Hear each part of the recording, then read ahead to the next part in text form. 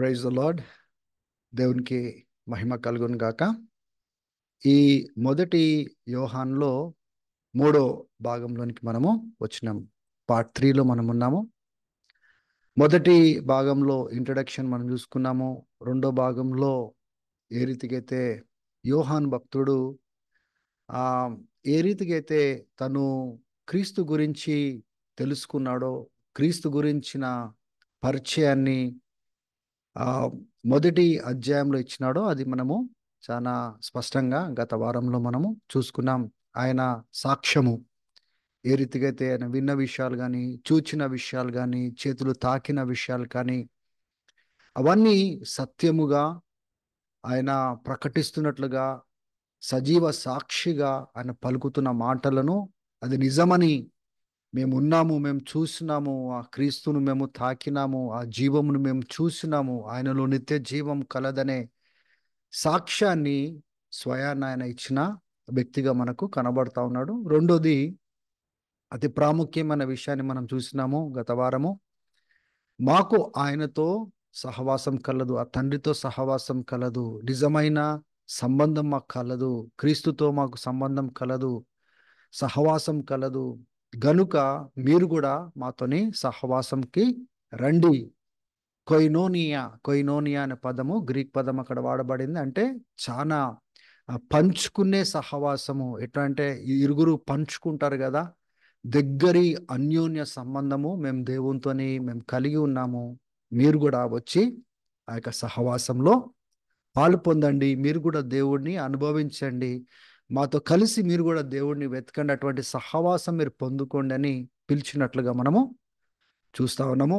గత వారంలో చాలా ప్రాముఖ్యంగా మనం ఎంచిన విషయం ఏంటిదంటే, మనకు దేవునితో సరైన సంబంధము సహవాసం లేకుండా ఇతరులను ఏ రీతిగా సహవాసంలో పిలవగలుగుతాం? దేవునితో సహవాసానికి ఎలా పిలవగలుగుతాము? మనతో సహవాసం చేయడానికి మనం ఎలా పిలవగలుగుతాము? ఎప్పుడైతే సంఘము వాళ్ళకు దేవునితో సహవాసము సరిగా ఉందా లేదా పరీక్షించుకోకుండా పరిగెత్తుతూ ఉంటారో, దేవుని బిడ్డలారా, ఇతరులను సరైన త్రోవలో కానీ, దేవుని పరిచయం చేసే విషయంలో కానీ, అనుభవపూర్వకంగా దేవునిలో నడిపించే వారిగా ఏమాత్రము ఉండరన్న సంగతిని మనము గ్రహించుకోవాలి. So what is the failure of the church? సంఘం యొక్క ఏ విషయంలో విఫలమవుతా ఉంది? Where is church failing? Church is not focused on relationship with Jesus Christ. సంఘము దేవునితో దగ్గరి సంబంధం ఎట్లా కట్టుకోవాలో దానికి ప్రాముఖ్యత ఇవ్వకుండా పద్ధతులకు, విధి విధానాలకును, ఆచారాలకును, ప్రోగ్రాంలకును ఎక్కువ చోటిస్తూ ఆధ్యాత్మికంగా ఎంత దేవునితో సహవాసము లేదో దాన్ని కప్పించుకొని ప్రయాణం చేస్తూ ఉన్నప్పుడు అటువంటి సంఘంలో దేవుని సన్నిధి ఉండదు, దేవుని అభిషేకం ఉండదు, దేవుని యొక్క ప్రత్యక్షతలు ఉండవు, దేవునితో దగ్గరి అనుభవాలు ఉండవు. ఎందుకంటే ఇవన్నీ దేవునితో సహవాసంలో పుట్టేవి గనుక సహవాసాన్ని నిర్లక్ష్యం చేసినట్లయితే దేవుని బిడ్డలారా, ఈ అనుభవాలన్నిటికీ మనము దూరంగా ఉంటామన్న సంగతిని అర్థం చేసుకోండి. మనమే ఎండిపోయి, మనమే వేసారిపోయి, మనమే బలహీనమై ఉన్న మనము ఇతరులను మాకు దేవునితో సంబంధం ఉంది, మాకు దేవునితో సహవాసం ఉంది, మీరు కూడా వచ్చి సహవాసము చేయండి అని, మాతో సహవాసం చేయండి అని పిలవడానికి కూడా మనకు మనసు రాదు. ఎందుకంటే మనమే సరైన అనుభవంలోనికి లేమన్న గ్రహింపు మనకు ఉంది కనుక. ఈ రెండు ప్రాముఖ్య విషయాలు మనము చూసుకున్నాం. ఈరోజు అంటే అపోస్తులైన యోహాను అంటే చాలా ప్రాక్టికల్గా బోధించే బోధకుడు, ప్రాక్టికల్ క్రిస్టియానిటీని నేర్పించిన వ్యక్తి. అంటే ఒక రకంగా చెప్పాలంటే ఒక క్రైస్తవునికి, అంటే క్రైస్తవుడు అని పిలువబడడానికి అర్హతలు కానీ, లక్షణాలు కానీ, కొన్నిసార్లు అంటే క్రైస్తవుడు దావా చేస్తాడు, క్లెయిమ్ చేస్తాడు, నేను పలానా దేవునికి చెందిన వాడిని, లేకపోతే క్రైస్తవుడిని, నేను దేవునితో సంబంధం నేను కలిగి ఉన్నాను అని దావా చేస్తాడు కదా. ఇప్పుడు ఆయన ఈ మొదటి యోహాను పత్రికలో మానవుడు ఏ దావా చేశాడు? మాకు దేవునితో సంబంధం ఉంది, మాకు దేవునితో రిలేషన్షిప్ ఉంది, సంబంధం ఉంది, దేవునితో సహవాసం ఉంది అని ఎవరైతే క్లెయిమ్ చేస్తారో వాళ్ళకు తిరిగి ప్రశ్నలు వేస్తా ఉన్నాడు. నిజంగా ఒకవేళ నువ్వు దావా చేసి నిజంగా మీకు దేవునితో సంబంధం ఉన్నట్లయితే ఇవన్నీ మీలో కనబడాలా, మీలో ప్రాక్టికల్గా కనబడాలా, ఇవన్నీ ఈ ఫలాలు మీకు వ్యక్తిగతంగా మీ జీవితాలలో కనబడాలన్నట్టుగా అక్కడ మొదటి యోహానులో చాలా స్పష్టంగా చెప్తా ఉన్నాడు. సో మనము ఒక ఇంచుమించు ఆయన చేసిన దావాలలో 5 దావాలు లేకపోతే 5 claims, if you claim to be this, ఇది ఒకవేళ ఈ రకంగా నువ్వు దావా చేసినట్లయితే ఈ రకంగా నీలో ఫలం ఉండాలని ప్రాక్టికల్గా మాట్లాడుతున్నాడు. గనుక ఇది క్రైస్తవులకు, క్రైస్తత్వంను వెంబడిస్తున్న వారికి ఇది ఒక అగ్ని పరీక్ష లాంటిది అన్నమాట. ఆయన వేసే ప్రశ్నలకు మనం జవాబు ఇవ్వాలి. If we claim, so we are going to see 5 claims that he's presenting in first John, మొదటి యోహాన్లో 5 దావాలు ఆయన మన ముందు తీసుకొని వస్తున్నాడు. మొట్టమొదటి దావా ఏంటిదంటే, మనము ఆల్రెడీ గత సెషన్లో మనం చూసుకున్నాం, కానీ తిరిగి దాన్ని మనం ఆలోచన చేద్దాం. మొదటి యోహాను మొదటి అధ్యాయము 5వ వచనం నుంచి 7వ వచనం వరకు ముందు నుంచి విన్న సందేశం ఏంటంటే, దేవుని వెలుగై ఉన్నాడు, ఆయనలో చీకటి లేదు. ఒకవేళ దేవునితో సహవాసం ఉందని దావా చేసినట్లయితే, if you claim that we have fellowship with him, ఆయనతో మాకు సహవాసం ఉంది అని దావా చేసినట్లయితే, మీరు గట్టిగా బల్లగుద్ది మీరు చెప్పినట్లయితే మీరు వెలుగులో నడవాలి, కానీ చీకట్లో నడవడానికి వీల్లేదు. ఆయనతో సహవాసం మాకు ఉంది అని చెప్పి చీకట్లో నడిచేవాడు ఇక మీదట సత్యంలో లేనివాడు. ఆయన వెలుగులో ఎలాగైతే ఉన్నాడో మనం కూడా వెలుగులో నడిచినప్పుడు ఒకరితోనొకరము సహవాసము చేయగలము. అప్పుడు క్రీస్తు యొక్క రక్తము మనల్ని సమస్త అపవిత్రత నుంచి కడిగి వేయను అని మనం ఇక్కడ చూస్తా ఉన్నాం. దేవుని బిడ్డలారా, చూడండి, మనకు దేవునితోని సహవాసం ఉంది అని చెప్పి చీకట్లో నడిచినట్లయితే మనము సత్యంలో నిలకడగా ఉన్నవారము కాదు, అబద్ధికులము, మనం అబద్ధము చెప్తా ఉన్నాము. ఆయన వెలుగై ఉన్నాడు అని చెప్తున్నాము, వెలుగైన దేవునితో మనకు సంబంధము అని చెప్పుకుంటూ చీకటి బ్రతుకు బ్రతికే వాళ్ళు, చీకటికి అలవాటు పడిన వారు, వాళ్ళు సత్యంలో లేరు. కానీ వెలుగులో ఉన్నవారు, వెలుగులో నడిచేవారు, దేవునితో సహవాసం చేస్తూ నడిచేవారు ఒకరితోనొకరు సహవాసము చేయగలుగుతారు. దేవుని బిడ్డలారా, అటువంటి పరిశుద్ధమైన సహవాసంలో సంఘము నడవాలి. ఒక్కొక్క విశ్వాసి చెప్పవలసిన విషయం ఏంటిదంటే, నేను నిజంగా దేవునితో నాకు సహవాసం ఉన్నట్లయితే ఈ చీకటితో నాకు సంబంధం లేదు. నేను నాలో సత్యము, ఒకవేళ నేను చీకట్లో నడిచినట్లయితే నాలో ఏమాత్రం సత్యం లేదు, ఆయన వెలుగై ఉన్నాడు కాబట్టి నేను కూడా వెలుగులో నడుస్తూ ఒకరితోనొకరుతో నేను సహవాసము నేను చేస్తాను అన్న రీతిగా విశ్వాసి దేవుని యొక్క సహవాసంలో సంఘం యొక్క సహవాసంలో ముందుకు సాగే వ్యక్తిగా ఉండాలి. హల్లెలూయా. మీకు అర్థమవుతుందా? ఒకవైపున దేవుడు వెలుగై ఉన్నాడు అంటున్నాము, దేవునితో సహవాసం ఉంది అని చెప్తున్నాము. ఇంకొక వైపున చీకట్లో నడుస్తూ ఉన్నాము. చీకట్లో నడుస్తూ దేవునితో ఎలా నడవగలుగుతాము? చీకట్లో నడుస్తూ ఒక్కరితోనొక్కరము ఎలా నడవగలుగుతాము? అంటే సంఘము చీకట్లోనే ఉంటుంది కనుక చీకట్లోనే ఉండిపోతుంది, సహవాసము చీకట్లోనే ఉండిపోతుంది, కానీ వెలుగులోనికి ఏమాత్రము రాదు. దేవుడు వెలుగై ఉన్నప్పుడు, మనం వెలుగులో నడిచినప్పుడు, వెలుగులో ఉన్నవారు సరిదిద్దుకుంటూ చీకట్లో లేకుండా ఒకరితోనొకరు సహవాసం చేసినప్పుడు దేవుని యొక్క పరిశుద్ధతలో, దేవుని యొక్క ప్రత్యక్షతలో, దేవుని దగ్గర పొందుకునేవన్నీ కూడా దేవుని బిడ్డలు ఆ యొక్క ఒకరితోనొకరు సహవాసం చేసేటప్పుడు, దేవునితో సహవాసం చేసేటప్పుడు దేవుని బిడ్డలారా, దేవునికి చెందినవి ఎన్నో వాళ్ళు పొందుకునేవారుగా ఉండగలుగుతారు. Today if you look at the fellowship of the church, nobody cares.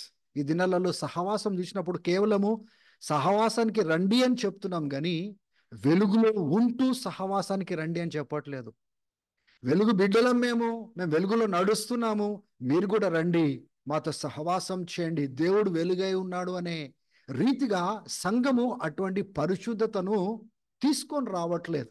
అందుకోసమే ఈ దినాలలో సంఘంకి పెద్ద ఆకారం కనబడతా ఉంది, కానీ ఆ సంఘము దైవికమైన శక్తిలో నడవట్లేదు. ఎందుకంటే దేవునితో అన్యోన్య సంబంధము లేదు, వెలుగులో నడవట్లేదు. కార్యక్రమాలు ప్రోగ్రాం నడుస్తూ ఉన్నాయి, కానీ చీకటి బ్రతుకులతోనే నడుస్తూ ఉన్నారు, దేవునితో సహవాసం లేకుండా. మళ్ళీ సహవాసానికి పరిశుద్ధులతో గలవడానికి వస్తున్నారు. ఒకసారి ఆలోచన చేయండి, వెలుగులో లేకుండా, వెలుగులో నడవకుండా విశ్వాసులు సహవాసంలో కూడుకున్నప్పుడు అక్కడ వెలుతురు వస్తుందా అండి? వెలుగుంటుందా? పరిశుద్ధత ఉంటుందా? దేవుని యొక్క సన్నిధి ఉంటుందా? దేవుని యొక్క ప్రత్యక్షత ఉంటుందా? దేవుని అభిషేకం అక్కడ ఉంటుందా? ఉండదు. ఎందుకంటే చీకట్లో నడుస్తూ దేవునితో సహవాసం చేయకుండా బ్రతుకుతూ రండి మనమందరం చర్చ్లుగా కూడుకుందాము, సహవాసం చేద్దామంటే అక్కడ దేవుని యొక్క మహిమ కానీ ప్రత్యక్షత కానీ ఉండదు. అందుకోసమే సంఘం ఎందుకు ఫెయిల్ అవుతా ఉందంటే వాళ్ళు దేవునితో సత్సంబంధం కలిగి ఉండకుండా, వెలుగులో నడవకుండా, ఆదివారం ఆదివారము అన్ని కార్యక్రమాలలో సహవాసం చేద్దాం రండి, సహవాసం చేద్దాం రండి. ఇక్కడ ఏమంటే నువ్వు వెలుగులో నడిచినప్పుడే ఒకరితోనొకరు మీరు సహవాసం చేయగలుగుతారో అప్పుడు క్రీస్తు యొక్క రక్తము మీ సమస్త దుర్నీతి నుంచి పవిత్రులుగా చెయ్యును అని సెలవిస్తా ఉంటున్నాడు. ఇక్కడ వచ్చిన దావా ఏంటిది? If anyone claims to have fellowship with him, ఎవరైనా కానీ దావా చేసినట్లే నాకు దేవునితో సంబంధం ఉంది, సహవాసం ఉందని చేస్తే ఆయన వెలుగై ఉన్నాడు కనుక మీరు కూడా వెలుగులో నడిచి ఒకరితోనొకరు సహవాసం చేయండి, వెలుగులో ఉంటూ సహవాసం చేయండి, చూపెట్టండి అంటున్నాడు. దావా చేసినట్లయితే ఈ రకంగా బ్రతికి చూపెట్టండి. చీకట్లో బ్రతికి సహవాసం రావడం కాదు, వెలుగులో ఉండి ఒకరితోనొకరు సహవాసం చేసి చూపెట్టండి. అప్పుడు మీకు నిజంగా దేవునితో సహవాసం ఉంది అని చెప్పగలుగుతాము అన్నట్టుగా ఈయన మాట్లాడుతున్నాడు. ఒక టెస్ట్ పెడుతున్నాడు ఇక్కడ. కాబట్టి ఈ యొక్క టెస్ట్ని ఒకవేళ మన జీవితాలలో ఒకవేళ మనం కూడా పరీక్షించుకొని చూసుకున్నట్లయితే నేను అనుకుంటున్నాను చాలా మటుకు విశ్వాసులు ఫెయిల్ అయిపోతారు. ఎందుకంటే చీకటితో వాళ్ళ సంబంధాన్ని తెంచుకోలేదు, వాళ్ళు చీకటితో సంబంధము తెంచుకోలేదు. తెంచుకోకుండా పరిశుద్ధుల సహవాసంలో రావడానికి, పరిశుద్ధ దేవునితో సహవాసం చేయడానికి వచ్చేస్తా ఉన్నారు. కానీ పరిశుద్ధ దేవునితో సహవాసం చేస్తూ వెలుగులో నడుస్తూ అప్పుడు ఒకరినొకరు కలుసుకోవాలి అన్నట్లుగా, సహవాసంలోనికి రావాలన్నట్లుగా ఇక్కడ మనము చూస్తా ఉన్నాము. దేవుని బిడ్డలారా, ఈ విషయాన్ని మనమందరం కూడా పరీక్షించుకోవాలి. ఆమేన్. రెండోది ఆయన చేస్తున్న దావా క్లెయిమ్ ఏంటిదంటే if anyone claims to be without sin, ఎవరైనా కానీ పాపము లేని వారంగా మేము ఉన్నాము అని ఎవరైనా దావా చేసినట్లయితే, క్లెయిమ్ చేసినట్లయితే మనల్ని మనం మోసపించుకుంటున్నాము, మోసపరుచుకుంటున్నాము. 1 యోహాను 1వ అధ్యాయము 8వ వచనం నుంచి 10వ వచనం వరకు మనం చూడొచ్చు. If anybody claims to be without sin we deceive ourselves and truth is not in us. మనలో సత్యం ఇక మీదట లేదు. కానీ మనము మన పాపమును ఒప్పుకున్నట్లయితే ఆయన నీతిమంతుడు, మన సమస్త దుర్నీతి నుంచి ఆయన కడిగి పవిత్రులుగా చెయ్యును. ఒకవేళ మనం పాపం చేయలేదు అన్నట్లయితే ఆయనను మనం అబద్ధికుడిగా చేస్తాము. ఆయన వాక్కు మన జీవితాలలో ఏమాత్రం చోటు లేదు అంటున్నాడు. దేవుని బిడ్డలారా, మనము క్రీస్తులో పరిశుద్ధపరచబడ్డాం, కానీ మన పాపాలు తీసివేయబడ్డాయి. కానీ ఇంకా సంపూర్ణంగా మనం క్రీస్తు యొక్క స్వరూపంలో మనం పూర్తిగా మలచబడలేదు, మార్చబడలేదు. కాబట్టి ఎవరు కూడా మేము పాపం లేని వారంగా మనం ఉన్నామంటే మనల్ని మనము మోసపరుచుకుంటున్నాము. కానీ దేవుని సన్నిధానంలో మనం ఒప్పుకున్నట్లయితే, సరిదిద్దుకున్నట్లయితే ఆయన సమస్త దుర్నీతి నుంచి మనల్ని కడిగి పవిత్రులుగా చేసి ఆయన నీతిమంతులుగా చేస్తాడని లేఖనాలు చెప్తా ఉంటున్నాయి. ఒకవేళ మనము మనలో ఏ పాపం లేదు అని ఒకవేళ దావా చేసినట్లయితే మనం దేవుడిని అబద్ధికుడిగా చేస్తున్నాము.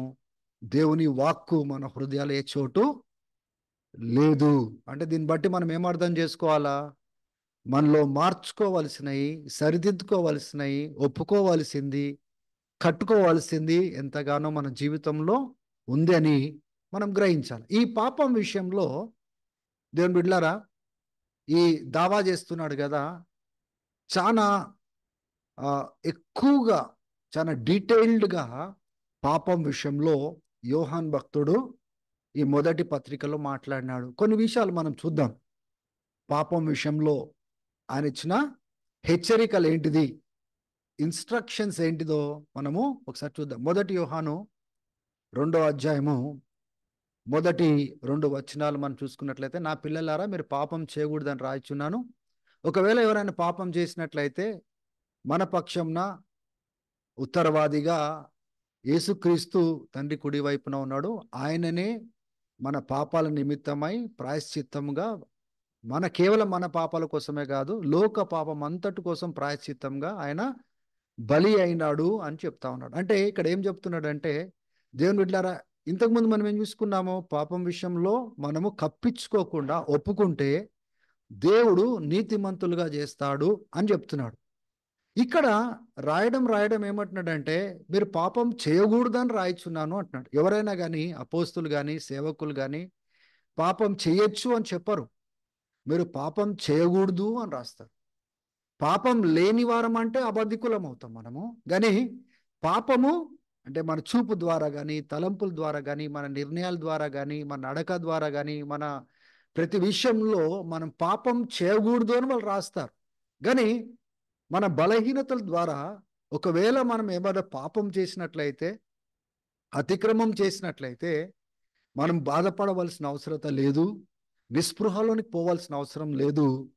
మనల్ని కడగడానికి, పవిత్రులుగా చేయడానికి, మనల్ని నీతిమంతులుగా చేయడానికి, మన పక్షంన పోరాడడానికి యేసు క్రీస్తు అనే ఉత్తరవాది, మన డిఫెన్స్లో యేసు ప్రభు ఉన్నాడు. గనుక మనం ఎవరం కూడా అధైర్యపడవలసిన అవసరత లేదు. మన పాపం విషయంలోనే కాదు, లోక పాపం కోసం మనం బలి అయినాడు. ఆయన నిన్న నేడు అంటే ఫ్యూచర్లో కూడా ఏ పాపం అయితే మనం మాట్లాడతామో వాటి అన్నిటి కోసం ప్రాయశ్చిత్తంగా ఆయన ప్రాణం పెట్టినాడు. మనకు సొల్యూషన్ ఉంది. మనం నిస్పృహలో పోవడానికి అవసరం లేదు, నిరుత్సాహంలో పోవడానికి వీల్లేదు, డిసప్పాయింట్మెంట్లో పోవడానికి వీల్లేదు. దేవుని బిడ్డలారా, మనము ఆయన సన్నిధికి వెళ్ళినట్లయితే మనకు విడుదల ఉంది. ఒప్పుకున్నట్లయితే మనకు విడుదల ఉంది. ఆమేన్, హల్లెలూయా. సో ఈ విషయము చూడండి, పాపం విషయంలో ఎంత డీటెయిల్డ్గా చాలా మంది వాళ్ళు గిల్ట్లోనికి వెళ్ళిపోతారు. వాళ్ళ పైన బ్లేమ్ చేసుకొని, అయ్యో నేను ఎటువంటి పరిస్థితుల్లోనికి వెళ్ళిపోయినాను, ఎటువంటి తప్పు నేను చేసేసినానే, ఇక నాకు విడుదల లేదు. వాళ్ళు చాలా డిసప్పాయింట్మెంట్లో, డిప్రెషన్లోనికి వాళ్ళు వెళ్ళిపోతారు. అటువంటి వారికి తను మాట్లాడుతున్న మాటలు ఏంటిదంటే, మనం పాపం లేని వారం అంటే దేవుడిని అబద్ధికుడిగా చేస్తాం, కానీ ఒప్పుకుంటే దేవుడు క్షమిస్తాడు. మీరు పాపం చేయకూడదని నేను రాస్తున్నాను, ఒకవేళ చేసినా కానీ కూడా క్రీస్తు అనే ఉత్తరం అంటే ఒక నిరీక్షణ మనకి ఇస్తున్నాడు. అయినప్పటికీ ఆయన నిలబెడతాడు, అయినప్పటికీ ఆయన కడతాడు. ఆయన సన్నిధిలో మనకు నెమ్మది కలదు. ఇప్పుడు యేసుక్రీస్తు అనే ఉత్తరవాది అక్కడ ఉన్నాడు అని రాస్తున్నాడు. మనం ఒప్పుకోకుండా, మనం ఆయన సన్నిధికి రాకుండా, ఆయన మన పక్షంన ఆయన అక్కడ పోరాడగలుగుతాడా? దేవుని బిడ్డలారా, ఇక్కడ నేర్చుకోవాల్సిన విషయం ఏంటిదంటే, తండ్రి కుడివైపున ప్రధాన యాజకుడిగా యేసు ప్రభు మన కోసము, మనకు ప్రతినిధిగా అక్కడ ఉన్నప్పటికీ, దేవుని బిడ్డలారా, మనము ఆయన సన్నిధికి వెళ్ళాలి. మనము ఆయన మన కోసం చేసిన దాన్ని మనం నమ్మాలి. సిలువలో ఆయన కార్చిన రక్తం నమ్మాలి. మనము మన పాపాల కోసం ఆయన చనిపోయినాడని నమ్మాలి. మనకు ప్రతి పాపం నుంచి విడుదల ఆయన నిరీక్షణ ఇస్తున్నాడని నమ్మాలి. నమ్మి ఆయన సన్నిధికి వెళ్ళి అడిగినప్పుడు దేవుని బిడ్డలారా, ఆయన సమస్త దుర్నీతి నుంచి, పాపం నుంచి మనల్ని విమోచించువాడు అనే సంగతిని మనము అర్థం చేసుకోవాలి. ఇంకా ఏం మాట్లాడుతున్నాడు పాపం విషయంలో? మొదటి యోహాను 3వ అధ్యాయము 2వ వచనం నుంచి 9వ వచనం వరకు మనం గమనించినట్లయితే, నా పిల్లలారా, రేపు మనం ఏం కాబోతున్నాం మనకు తెలియదు. ఆయన ప్రత్యక్షమైనప్పుడు రెండో రాకడలో ఏం కాబోతున్నామో మనకు తెలియదు. కానీ ఆయన ప్రత్యక్షమైనప్పుడు మనం ఆయన వలే ఉండబోతున్నాము. ఆయనని ఎలా చూస్తామో మనం కూడా అదే రీతిగా ఉండబోతున్నాము. ఈ నిరీక్షణ కలిగిన వాడు, గమనించండి, యేసుప్రభు రాబోతున్నాడు. యేసుప్రభులాగా మనం ఉండబోతున్నాము. యేసుప్రభుతో కలిసి యుగయుగంలో ఉండబోతున్నాము. ఈ నిరీక్షణతో బ్రతికేవాడు, అంటే నిరీక్షణ కలిగి బ్రతికే క్రైస్తవులు ఉంటారు, నిరీక్షణ లేకుండా బ్రతికే క్రైస్తవులు ఉంటారు. ఆచారబద్ధంగా పోయే వాళ్ళు ఉంటారు, నిజంగా దేవునితో ఒక సంబంధం కలిగి నడిచేవారు ఉంటారు. కానీ నిరీక్షణ కలిగిన వాడు, యేసు రాబోతున్నాడు, మనం కూడా యేసులాగా ఉండబోతున్నాము, ఆయనతో పాటు యుగయుగంలో ఉండబోతున్నాం అనే నిరీక్షణ కలిగిన వాడు. ఈ నిరీక్షణ కలిగిన వాడు ఎలా ఉంటాడంట? 3వ వచనంలో చూడండి, తమ్ము ఆయన ఎలా పవిత్రుడుగా ఉన్నాడో తమ్ము తాము పవిత్రపరుచుకుంటారు. గమనించండి, దేవునిలో ఎదిగేవాడు, దేవునిలో నడిచేవాడు, దేవునితో సత్సంబంధం కలిగిన వాడు అనుదినము అనుక్షణము ప్రతి అపవిత్రత నుంచి తను తాను పవిత్రపరుచుకుంటూ, ఎందుకంటే వాళ్ళ నిరీక్షణ ఏంటిదంటే దేవుడు రాబోతున్నాడు, యేసయ్య రాబోతున్నాడు, ఆయన పవిత్రుడు గనుక నేను కూడా పవిత్రంగా ఉండాలి, ఆయన వచ్చినప్పుడు ఆయన వల్ల మేము ఉండబోతున్నాం గనుక నేను నాలో ఏమైనా దోషం ఉన్నట్లయితే, నాలో ఏమైనా పాపం ఉన్నట్లయితే నేను సరిదిద్దుకోవాలి. 4వ వచనం చూడండి, పాపం అంటే ఏంటిది? దేవుని యొక్క ఆజ్ఞను అతిక్రమించడమే, దేవుడి యొక్క ఆ యొక్క శాసనాన్ని, వాక్కును, ధర్మశాస్త్రంను ధిక్కరించడమే పాపము. కానీ ఆయన ఎందుకు ప్రత్యక్షమైనట్టు చెప్పండి? 5వ వచనంలో అంటున్నాడు, పాపమును తొలగించడానికి ఆయన ప్రత్యక్షమైనాడు, ఆయనలో ఏ పాపము లేదు. 6వ వచనం చూడండి, ఎవరైతే ఆయన యందు ఉన్నారని, no one who lives in him keeps on sinning. ఆయనలో బ్రతుకుతున్న వారు, దేవుని బిడ్డలారా, పాపంలో వాళ్ళు కొనసాగరు. గమనించండి, పాపంతో పోరాడతారు కానీ పాపంలో కొనసాగరు. No one who continues to sin has either seen him or known him. ఇక్కడ ఏమంటున్నాడంటే ఆ పాపంలో కొనసాగేవాడు ఆయనని చూచినవాడు కాదు, ఆయనని ఎరిగినవాడు కాదు అంటున్నాడు. ఒకసారి ఆలోచన చేయండి, ఎంత తీవ్రంగా పాపమును మనము పరిగణించాలి. How seriously we are suppose to deal with sin. ఈ దినాలలో సిన్ అనే పదము, పాపము అనే పదము మన ఈ దినాలలో ప్రీచింగ్లలో, టీచింగ్లలో, సంఘాలలో ఏమాత్రము లేదు. కానీ ఇక్కడ అపోస్తులైన యోహాన్ భక్తుడు అంటున్నాడు, మనము ఈ నిరీక్షణ కలిగిన వారమైతే, ఏ నిరీక్షణ?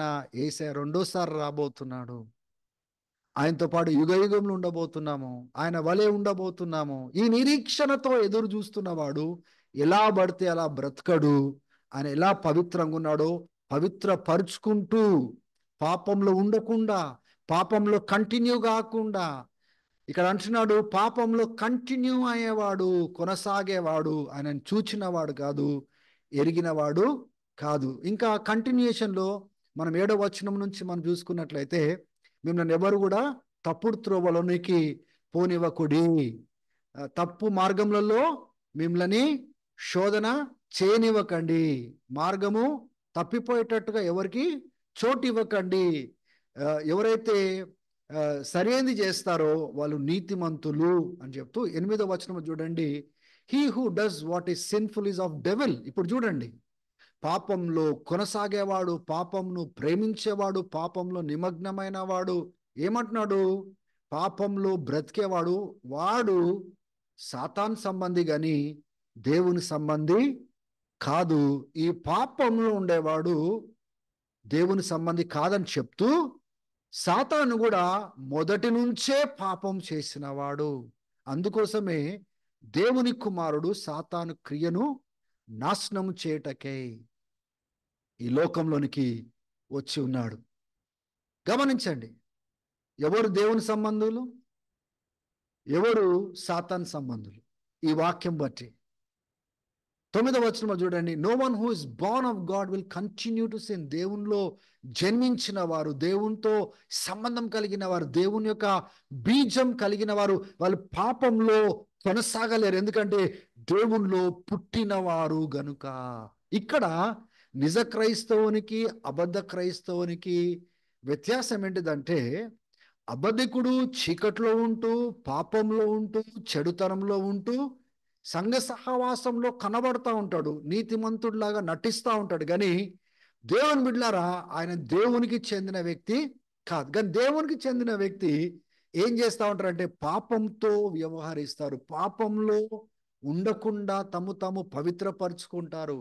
వాళ్ళు పాపంలో కొనసాగరు. ఏమైనా పొరపాటు చేసినా ఇమీడియట్గా సరిదిద్దుకుంటారు. ఎందుకంటే దేవుని బీజము వాళ్ళలో, దేవునిలో జన్మించిన వారు, దేవునితో సంబంధము కలిగిన దేవుని బీజం వాళ్ళ నిలిచి ఉంది గనుక వాళ్ళు పోరాడుతూ ఉంటారు, బయటికి రావడానికి ప్రయత్నం చేస్తూ ఉంటారు, సమాధాన పడడానికి ప్రయత్నం చేస్తూ ఉంటారు. కానీ నిజమైన దేవుని బిడ్డలు ఇలా ఉంటారు. కానీ అబద్ధికులు అలా ఉండరు, పాపంలో నానిపోయి ఉంటారు, పాపంతో సంబంధము తెంచుకోలేరు. ఎందుకంటే వాళ్ళు దేవుని యొక్క బీజమును కలిగిన వారు కాదు. అందుకోసమే నిజ క్రైస్తవుడు పాపంతో పోరాడతాడు, కానీ పాపంలో నానిపోయి ఉండడు.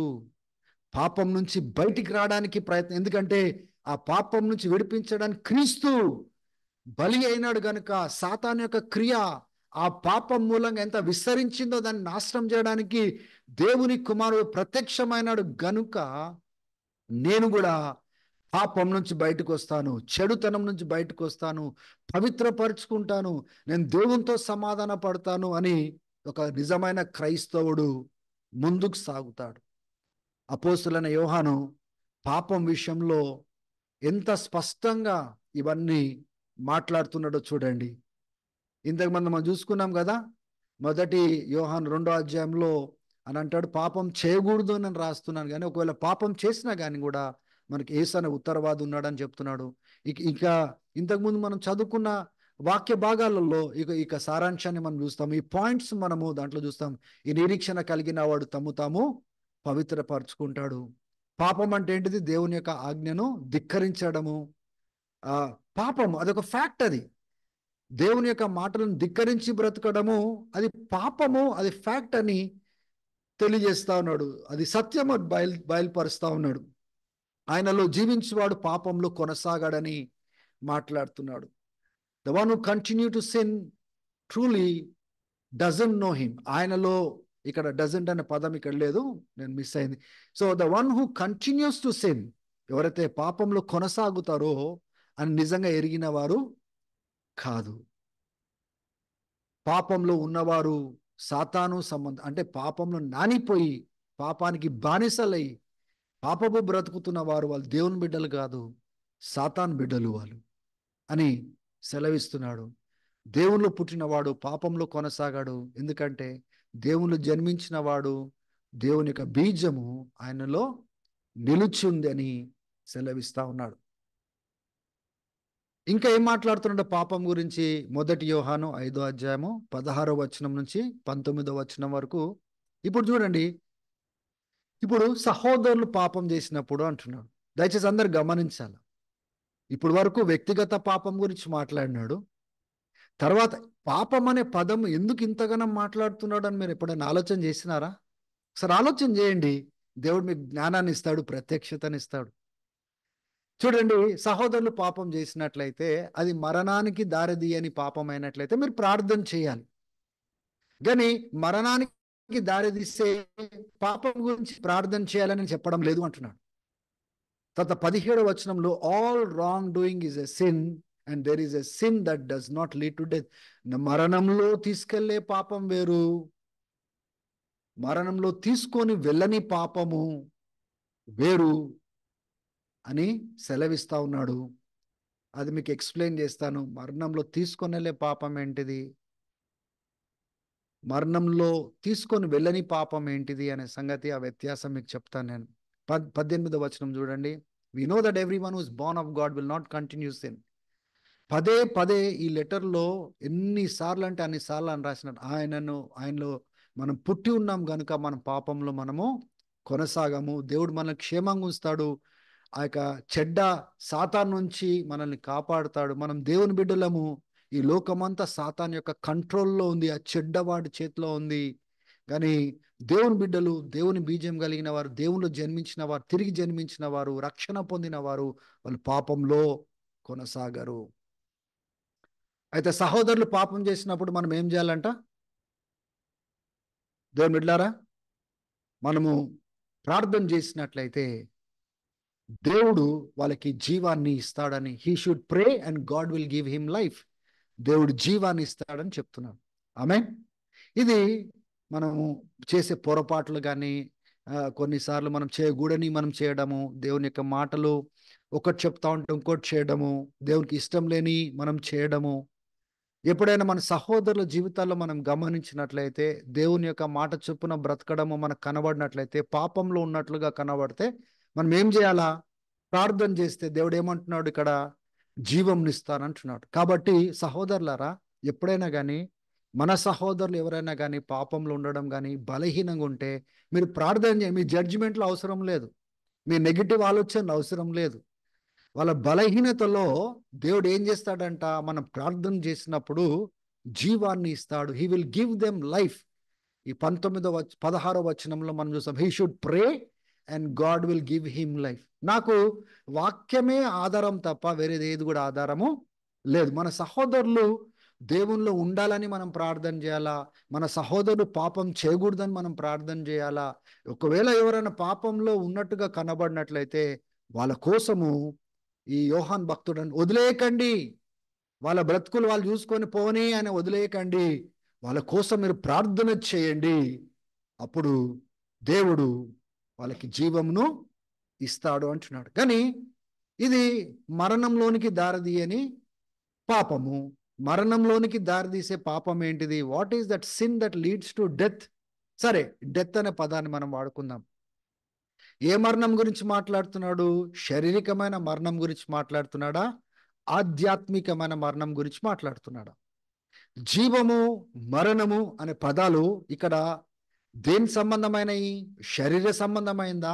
ఆధ్యాత్మికమైన దానికి సంబంధమైందా?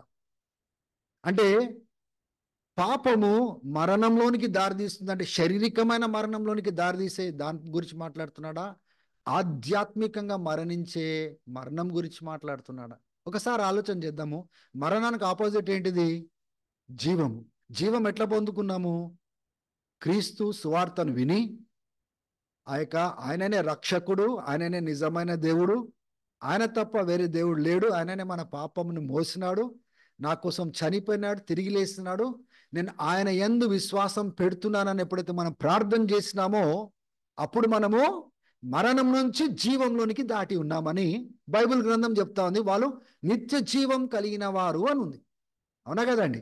విశ్వాసం మూలంగానే మనం రక్షించబడ్డాము. విశ్వాసం మూలంగానే దేవుని బిడ్డలుగా చేయబడ్డాం. విశ్వాసం మూలంగానే దేవుని యొక్క కుటుంబంలో స్థానం మనం పొందుకున్నాం. విశ్వాసం మూలంగానే మనము దేవుని బిడ్డలుగా పిలువబడతా ఉన్నాము. ఎందరైతే ఆయనను అంగీకరిస్తారో, క్రీస్తును అంగీకరిస్తారో వాళ్ళందరూ దేవుని బిడ్డలగుటకు అధికారమును ఇచ్చి ఉన్నాడని ఇదే యోహాను సువార్తలో చెప్పినాడు.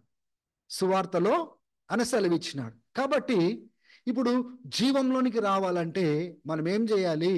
క్రీస్తును, సువార్తను అంగీకరించి పాపం నొప్పుకొని ఎప్పుడైతే మన జీవితాన్ని దేవునికి సమర్పిస్తామో అప్పుడు దేవుని యొక్క జీవంలోనికి అడుగు పెడతాం. కానీ ఇప్పుడు జీవంలోనికి అడుగు పెట్టిన వారు మరలా తిరిగి నిర్జీవ స్థితిలోనికి, మరణంలోనికి వెళ్తున్నారు అంటే కారణం ఏంటిది? ఏ యేసును విశ్వాసంతో నమ్మినామో అదే యేసును మనం తృణీకరించినట్లయితే, అదే క్రీస్తును విడిచిపెట్టినట్లయితే ఇంకా వాళ్ళలో జీవము మిగిలి ఉంటుందా? చెప్పండి. ఏం మిగిలి ఉంటుంది చెప్పండి అందరూ? మీ స్వరాలు నాకు వినబడకపోయినా కానీ ఏం మిగిలి ఉంటుంది చెప్పండి? వాళ్ళలో మరణము. అంటే క్రీస్తునే తృణీకరించి, జీవంనిచ్చే క్రీస్తునే తృణీకరించి వదిలి రక్షించే క్రీస్తునే ఒకవేళ వదిలేస్తే ఆ పాపము ఎక్కడ దారితీస్తుంది? అది మరణంలోనికి దారితీస్తుంది. ఒకసారి హెబ్రీలకు రాసిన పత్రిక చూడండి, 10వ అధ్యాయం మనం వెళ్దాము. ఈ 10వ అధ్యాయంలో 26వ వచనం నుంచి మనం గమనించినట్లయితే, మనం బుద్ధిపూర్వకంగా పాపము చేసినట్లయితే, if we deliberately keep on sinning after we have received the knowledge of the truth, సత్యం గురించిన అనుభవ జ్ఞానము పొందుకున్న తర్వాత కావలసుకొని మనం పాపంలో కొనసాగినట్లయితే, ఇక మీదట there is no sacrifice for sin is left. ఇంకా ఆ యొక్క బలి పాపం విషయంలో మన కోసం ఇంకా నిలిచి లేదు. కేవలము భయంకరమైన భయముతో కూడిన తీర్పు అగ్ని వాళ్ళ కోసము ఎదురు చూచుచున్నది. ధర్మశాస్త్రమును తృణీకరించినప్పుడు మోషే కాలంలో లేకపోతే 2-3 సాక్షుల మధ్యలో వాళ్ళను ఏ రీతిగా అయితే శిక్షించ వాళ్ళు పడేవారో, అదే రీతిగా దేవుని యొక్క కుమారుడిని తృణీకరించిన వారు, కాల్తో త్రొక్కిన వారు, క్రీస్తు యొక్క రక్తాన్ని అపవిత్రంగా ఎంచిన వారు, పరిశుద్ధాత్మను వాళ్ళు అవమానము చేసిన వారు, తర్వాత వాళ్ళకి ఏం మిగిలి ఉందండి చూడండి 30వ వచనంలో. అప్పుడు దేవుడు అంటున్నాడు, ప్రతీకారము తీర్చుకోవడము నా పని. The lord will judge his people. దేవుడు వాళ్ళకు తీర్పు తీరుస్తాడు. జీవం కలిగిన దేవుని చేతిలో పడడము ఎంతో భయంకరము అని చెప్తూ, మీరు మొదటి దినాలు జ్ఞాపకం పెట్టుకోండి. మీరు వెలుగు పొందుకొని ఏ రీతిగా శ్రమ పొందినారో, ఏ రీతిగా హింస పొందినారో, అవమానం పొందుకున్నారో, వేరే వారు హింస పొందుతున్నప్పుడు వాళ్ళతో పాటు కలిసి మీరు నిలబడ్డారు. మీరు చక్కగా నిలబడ్డారు. మీ ఆస్తులన్నీ లాక్కొని పోతున్నా కానీ మీరు నిలబడ్డారు. చిరాస్తులు దేవుడు ఇచ్చే నిత్య ఏమంటారు స్వాస్థ్యం కోసం మీరు ఎదురు చూసినారు. ఇప్పుడు మీ యొక్క కాన్ఫిడెన్స్ని, మీ ధైర్యంను పోగొట్టుకోకండి. మనము ఇంకా కిందటి వచనంలో చూసుకున్నట్లయితే, కిందకు వచ్చినట్లయితే, మనము విశ్వాసంలో బలహీనమై కృంగిపోయే వాళ్ళం కాదు, కానీ విశ్వాసంలో బలం పొందుకొని రక్షించబడే వారము అంటున్నాడు. అంటే దాని అర్థం ఏంటిది? విశ్వాసంలో మనము నిలకడగా ఉండి రక్షించబడే వాళ్ళం, కానీ విశ్వాసం నుంచి స్వింక్ అయిపోయి బలహీన పడిపోయి మనం తొలగిపోయే వారము కాదు. కానీ బుద్ధిపూర్వకంగా కావలసుకొని ఏ సందేశం అయితే వాళ్ళని రక్షించిందో, ఏ సందేశం అయితే నిత్య జీవంలోనికి తీసుకుని వచ్చిందో, ఏ సందేశం ద్వారా అయితే వాళ్ళు నిత్య జీవానికి సంబంధించిన వాటన్నిటితో పాలు పొందినారో, ఎప్పుడైతే ఆ యొక్క క్రీస్తుని బుద్ధిపూర్వకంగా తృణీకరించినట్లయితే ఇక బలి వాళ్ళకి ఇక మీదట మిగిలి ఉండదు. ఆ కుమారుడిని యేసుక్రీస్తుని కాళ్ళతో త్రొక్కినట్లు, క్రీస్తును తృణీకరించడము, కాళ్ళతో త్రొక్కడము, క్రీస్తును తృణీకరించడము, సువార్తను తృణీకరించడము, క్రీస్తును వదిలిపెట్టడము, యేసుక్రీస్తు యొక్క రక్తం అంత పవిత్రమైందని ఎంచకపోవడము, క్రీస్తును ఆ యొక్క సువార్తను తృణీకరించి విశ్వాసాన్ని విడిచిపెట్టడము.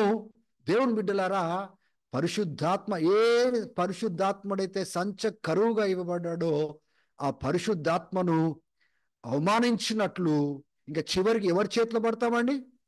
శత్రువులు ఏ రీతిగా అయితే దేవుని చేతిలో తీర్పు దినాన్న దేవుని చేతిలో పడతారో, ఈ తృణీకరించిన వారు, బుద్ధిపూర్వకంగా తృణీకరించిన వారు ఆ రీతిగా వాళ్ళు ఆ మరణంలోనికి, ఆ శిక్షలోనికి పాలు పొందుతారు. The sin that leads to death, spiritual death, ఆధ్యాత్మికమైన మరణం గురించి దానికి ఒక పరిష్కారం ఏంటి చెప్పండి? వేరే వాళ్ళ కోసం ప్రార్థన చేయడం కాదు. ఆ వ్యక్తే తిరిగి మరలా క్రీస్తును పట్టుకునే వరకు, మరలా పశ్చాత్తాపడే వరకు ఆయనకి నిత్య జీవం కానీ, వారికి నిత్య జీవం కానీ ఉండదు. వాళ్ళు మరణంలోనే నిలిచి ఉంటారు. హల్లెలూయా. ఇప్పుడు చూడండి ఎంత పాపం విషయంలో యోహాన్ భక్తుడు మాట్లాడుతున్నాడో మీరు గమనించవచ్చు. కానీ ఈ దినాలలో మనం పాపం విషయంలో అంత తీవ్రంగా తీసుకుంటున్నామా? ఇది దేవునికి పాపము, ఇది దేవుని దృష్టిలో చెడుతనము, నేను చేయకూడదు, నేను వెలుగు సంబంధికుడిని, నేను వెలుగు బిడ్డను, నాకు దేవునితో సంబంధం కలిగిన వాడను, దేవునితో సంబంధం కలిగిన దానిని నేను ఈ రీతిగా ఉండడానికి వీలు లేదు, నేను చీకట్లో ఉంటూ నేను ఈ రీతిగా బ్రతకడానికి వీలు లేదని సరి చేసుకునే వారంగా మనం ఉన్నామా? ఇక్కడ మీకు అర్థమైంది కదా, నార్మల్గా మనం చేసే పాపం వేరు, యేసును తృణీకరించి మరణంలో దారితీసే ఆ పాపం వేరు. ఈ రెండు పాపాలను మనము స్పష్టంగా అర్థం చేసుకునేటట్టుగా మనము ఉండాలి. హల్లెలూయా. ఇప్పుడు మూడో దావా, మొదటి దావా మనం చూస్తున్నాం కదా, దేవునితో ఒకవేళ మనకు సహవాసము కలిగిన వారం అయితే. రెండవ దావా క్లెయిమ్ ఏంటిదంటే, నాలో ఏ పాపం లేదు అని ఒకవేళ అన్నట్లయితే అని దావా. మూడోది, if anyone claims to be in the light, నేను వెలుగులో ఉన్నాను అని దావా చేసినట్లయితే, నాకు దేవునితో సంబంధం ఉంది, నేను వెలుగులో ఉన్నాను, నేను వెలుగు బిడ్డను అని ఖచ్చితంగా చెప్పినట్లయితే, ఈయన వేసే ప్రశ్న ఏంటిదంటే, నేను మీకు ఒక సత్యాన్ని తెలియజేస్తున్నాను. 1 యోహాను 2వ అధ్యాయము 8వ వచనం నుంచి 11వ వచనం వరకు ఆయన ఏం సెలవిస్తున్నాడు? ఎవరైనా కానీ, 9వ వచనం చూడండి, anyone who claims to be in the light, ఎవరైనా కానీ దావా చేసినట్లయితే నేను వెలుగులో ఉన్నాను అని తన సహోదరుని ద్వేషిస్తాడో. గమనించండి,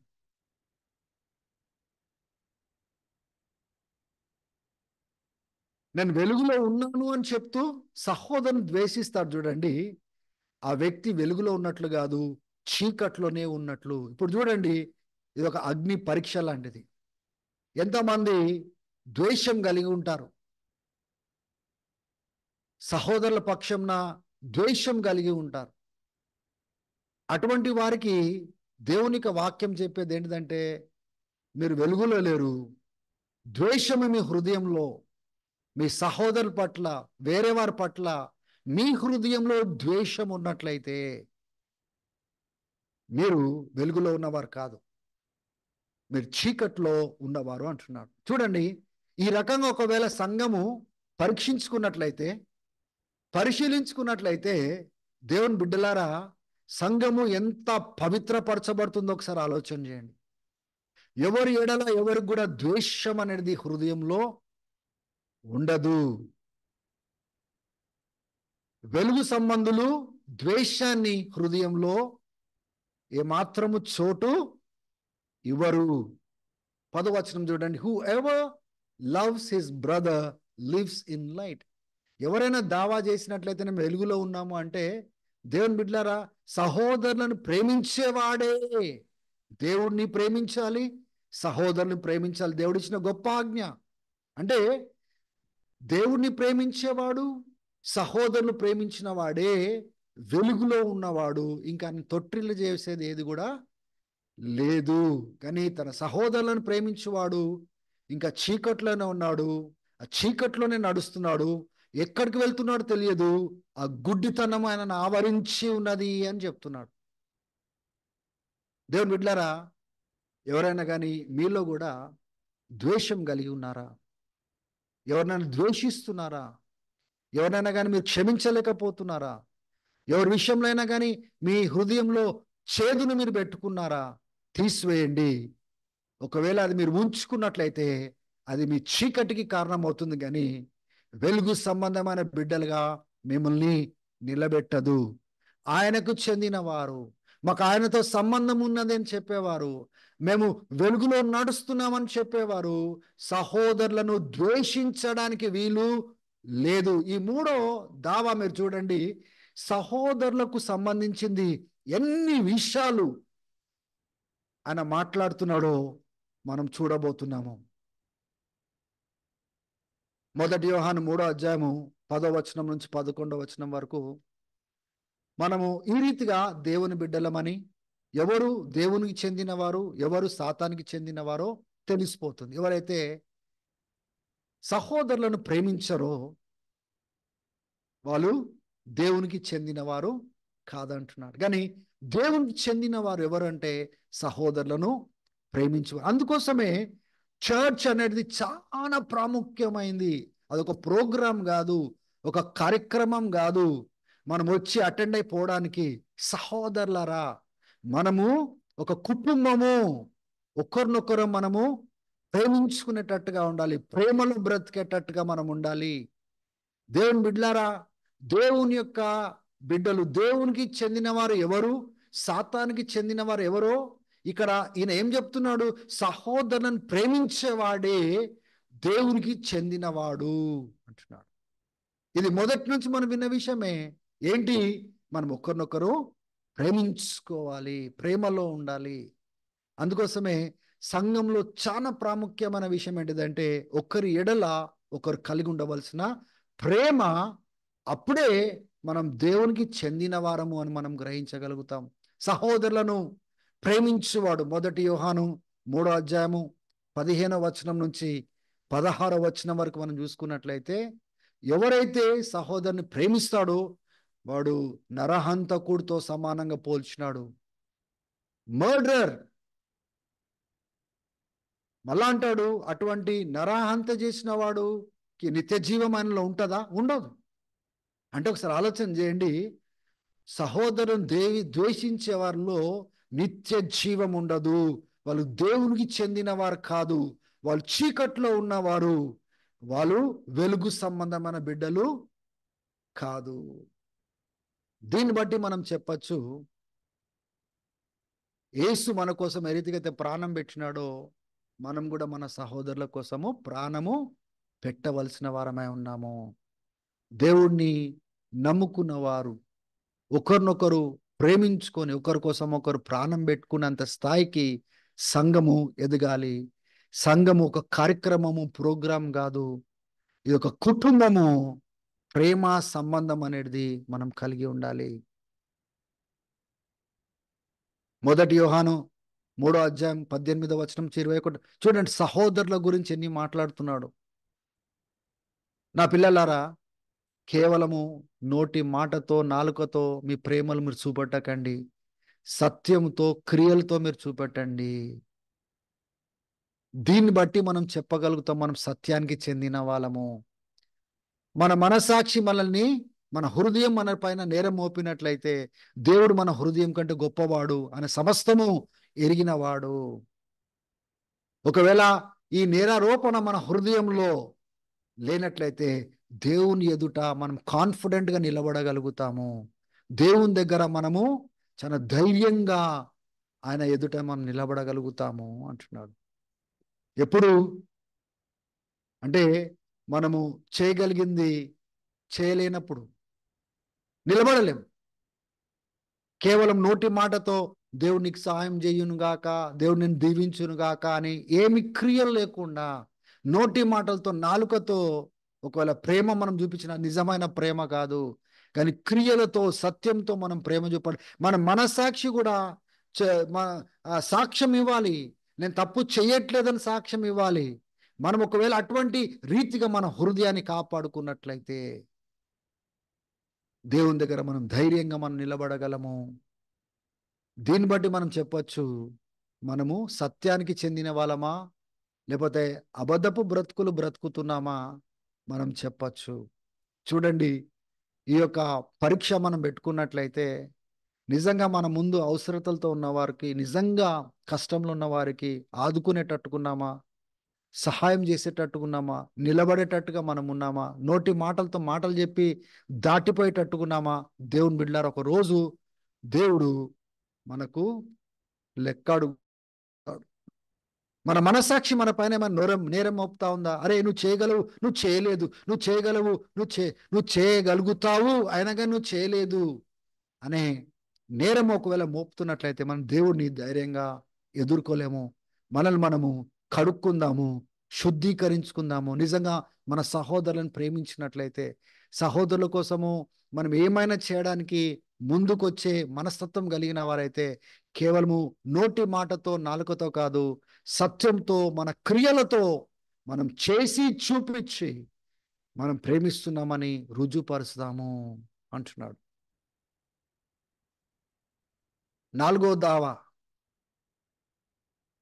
the fourth claim, if anyone claims to live in him, ఆయనలో మేము బ్రతుకుతున్నాము, ఆయనలో మేము జీవించుచున్నాము అని ఎవరైనా దావా చేసినట్లయితే, 6వ వచనం చూడండి, 1 యోహాను 2వ అధ్యాయము 6వ వచనం. Whoever claims to live in him must walk as Jesus walk. యేసు ప్రభు ఎలా నడిచినాడో ఆ రీతిగా నడవాలంట.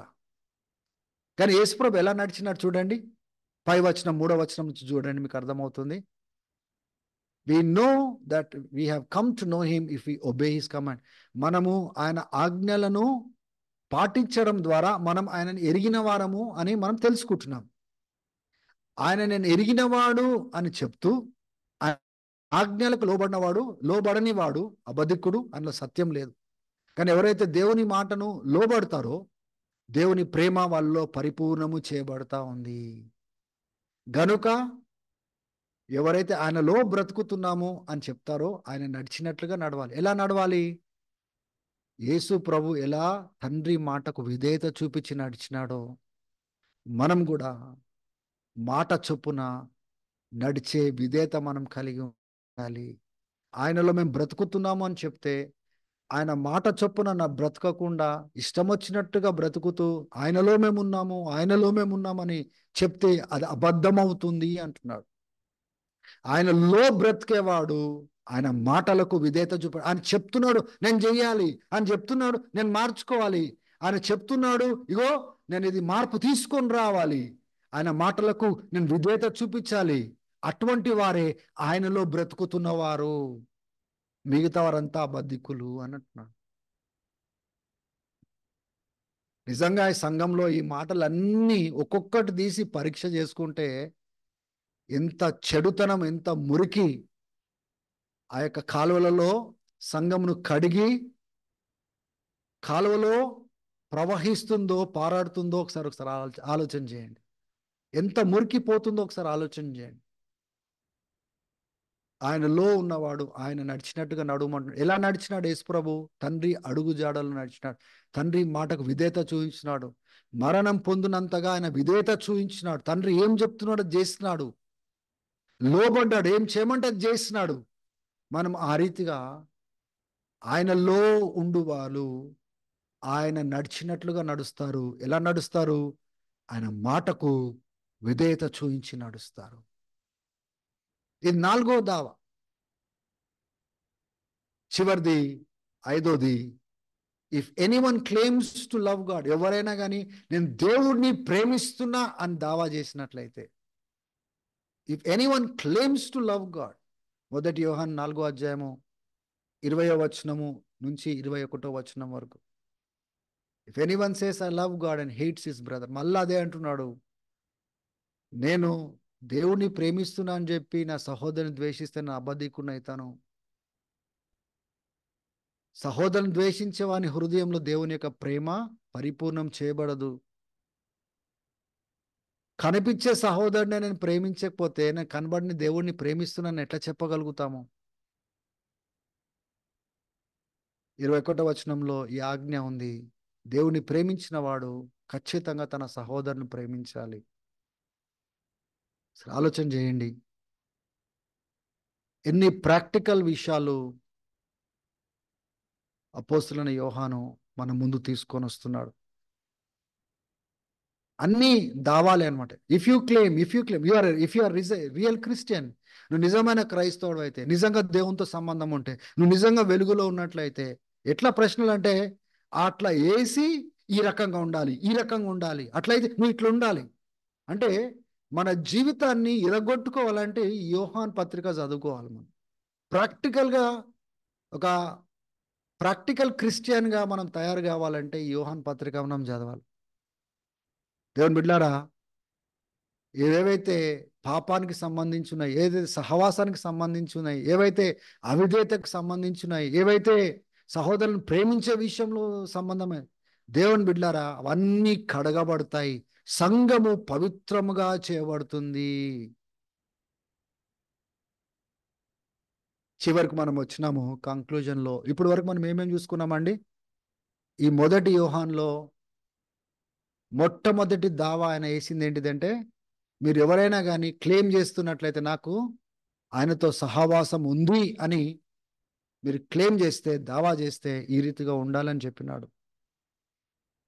పాపం లేదని ఎవరైనా క్లెయిమ్ చేసినట్లయితే, దావా చేసినట్లయితే ఈ రీతిగా ఉండాలని చెప్పినాడు.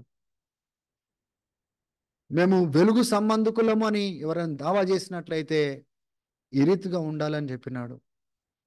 ఆయన బ్రతుకుతున్నామని ఎవరైనా క్లెయిమ్ చేసినట్లయితే, దావా చేస్తున్నట్లయితే ఈ రీతిగా ఉండాలని చెప్పినాడు. ఆయనను ప్రేమిస్తున్నామని ఎవరైనా చెప్పినట్లయితే ఈ రీతిగా ఉండాలని చెప్తున్నాడు. ఈ 5 విషయాలు ఈరోజు మనము ధ్యానం చేసినాము. దేవుని బిడ్డలారా, ఒకసారి వింటే సరిపోదు. ఎన్నో విషయాలు మీకు చెప్పాను నేను. ఈ మాటలు మరలా మరలా మీరు వినండి. ఈ వీడియోని మరలా పెట్టుకోండి. ఒక్కొక్క పాయింట్ తీసుకోండి. మీరు సరిదిద్దబడండి. నేను సరిదిద్దబడతాను. మీరు సరిదిద్దబడండి. దేవుని బిడ్డలారా, ఈ రీతిగా ఈ మాటలను మన జీవితంలో తీసుకొని మనల్ని మనం కడుక్కున్నట్లయితే, మనల్ని మనం పవిత్రపరుచుకున్నట్లయితే నిజంగా మనం దేవుని సంబంధికులమని మనం రుజువుపరుస్తున్నాము. కానీ దేవునితో సంబంధం లేకుండా చలామణి అవుతున్న వారు, వీటితో పట్టింపు లేదు వాళ్ళకి. ఆచారము, పద్ధతి, ఆదివారం కనబడతారు, కార్యక్రమాలు కనబడతారు, కానీ వారు దేవునితో ఎలా నడవట్లేదో పరీక్ష చేసుకోరు. సహోదరుతో ఎలాగున్నారో వాళ్ళు పరీక్ష చేసుకోరు. నిజంగా వెలుగు సంబంధికులా చూసుకోరు. ఆయనలో బ్రతుకుతున్నారా చూసుకోరు. దేవుని ప్రేమించేవారుగా ఉన్నారా చూసుకోరు. పాపంలో లేకుండా ఉన్నారా చూసుకోరు. దేవుని సహవాసంలో ఉన్నారా లేదా చూసుకోరు. ఎట్లా పడితే అట్లా బ్రతుకుతూ వస్తారు. ఒక రోజు దేవుడు అనుగ్రహించే నిత్య జీవాన్ని పోగొట్టుకుంటారు. దేవుడు మీ అందరినీ దీవించును గాక. మరలా మరలా వినండి. వీలైతే వేరే వాళ్ళతో పంచండి. ఈ దినాలలో సంఘము భయంకరమైన స్థితిలోనికి వెళ్ళిపోయింది. లోకము సంఘంలో చీకటి సంఘంలో ప్రవేశించింది. లోకంలో చేసేవన్నీ కూడా సంఘస్థులు చేస్తా ఉన్నారు. వాళ్ళ మనసాక్షి నేరం మోపట్లేదు. బయట వాళ్ళు పాపంలో బ్రతుకుతున్నట్లుగా సంఘం కూడా పాపంలో బ్రతుకుతున్నారు. బయట వాళ్ళు ద్వేషించేటట్లుగా సంఘస్థులు కూడా ద్వేషిస్తా ఉన్నారు. బయట వాళ్ళు చీకట్లో ఉన్నట్లుగా సంఘస్థులు కూడా చీకట్లో ఉంటూ దేవుని ప్రేమ లేకుండా కార్యక్రమాలలో పాలు పొందుతా ఉన్నారు. అటువంటి సంఘము ద్వారా ఏ నిరీక్షణ లేదు, ఏ ఉజ్జీవం లేదు. దేవుని బిడ్డలారా, ఏ పని కూడా అటువంటి సంఘము పనికొచ్చే పాత్రగా ఉండదు. అటువంటి నిర్జీవ స్థితిలో ఏ సంఘాన్ని కూడా దేవుడు వాడుకోడు. ఎప్పుడైతే మనం వేరే వాళ్ళని బ్లేమ్ చేయకుండా మనల్ని మనము సరిదిద్దుకుంటామో, ప్రతి ఒక్కరూ ప్రతి కుటుంబము సరిదిద్దుకుంటారు. ఈ మాటలను బట్టి దేవుని బిడ్డలారా, దేవుని యొక్క ఉజ్జీవాన్ని ఎవరు ఆపలేరు. దేవుడి మీ అందరినీ బహుగా దీవించును గాక. ఆమేన్.